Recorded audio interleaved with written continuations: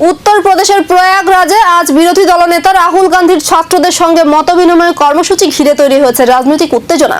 বিকেল 5টায় ছাত্রদের সঙ্গে সরাসরি কথা বলবেন তিনি। মূলত পরীক্ষা ব্যবস্থার অনিয়ম, প্রশ্ন ফাঁস, শিক্ষাক্ষেত্রে সমস্যা এবং চাকরির সুযোগ নিয়ে ছাত্রদের সঙ্গে আলোচনা করার কথা রয়েছে তার। কর্মসূচিকে ঘিরে ইতিমধ্যেই রাজনৈতিক মহলে শুরু হয়েছে জোর আলোচনা। ছাত্রদের বিভিন্ন সমস্যা এবং পরীক্ষা ব্যবস্থার স্বচ্ছতা নিয়ে রাহুল গান্ধী কি বার্তা দেন সেদিকেই নজর রয়েছে। অন্যদিকে কর্মসূচির নিরাপত্তা এবং সার্বিক পরিস্থিতি খতিয়ে দেখতে ঘটনাস্থলে রয়েছেন ত্রিপুরার বিধায়ক সুদীপ রায় বর্মন। সঙ্গে রয়েছেন সদর এসডিপিও পান্নালাল সেন এবং পুলিশ প্রশাসনের অন্যান্য আধিকারিকরা। ছাত্রদের সঙ্গে এই সরাসরি মতবিনিময় থেকেই কি জাতীয় স্তরে শিক্ষা ও চাকরির ইস্যুতে নতুন রাজনৈতিক বার্তা দিতে চলেছেন রাহুল গান্ধী, নাকি কর্মসূচিকে ঘিরে তৈরি হওয়া বিতর্কই হয়ে উঠবে আজকের বড় বিষয়?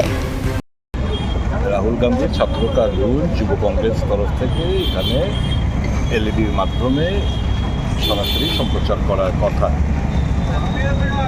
অ্যাকর্ডিংলি পুলিশের কাছে দরখাস্ত করা হয়েছে, পুলিশকে জানানো হয়েছে এখানে এলইডি স্ক্রিন লাগবে, সাউন্ড বক্স, দুটো মাইক লাগবে, সব কিছু বলা হয়েছে।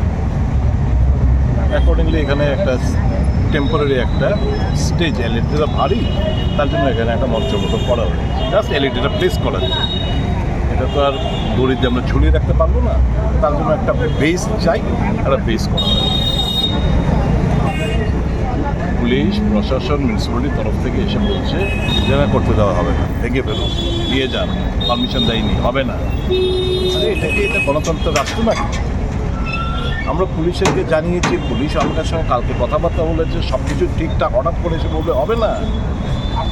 আর যখন এই মেইন রাস্তা বন্ধ করে ওয়ার্ল্ড ফুটবল চ্যাম্পিয়নশিপ দেখতে পারে চিফ মিনিস্টার তার সঙ্গী সাথীরা, তখন মিউনিসিপ্যালিটি অন্ধ ধৃতরাষ্ট্রের মতো থাকে।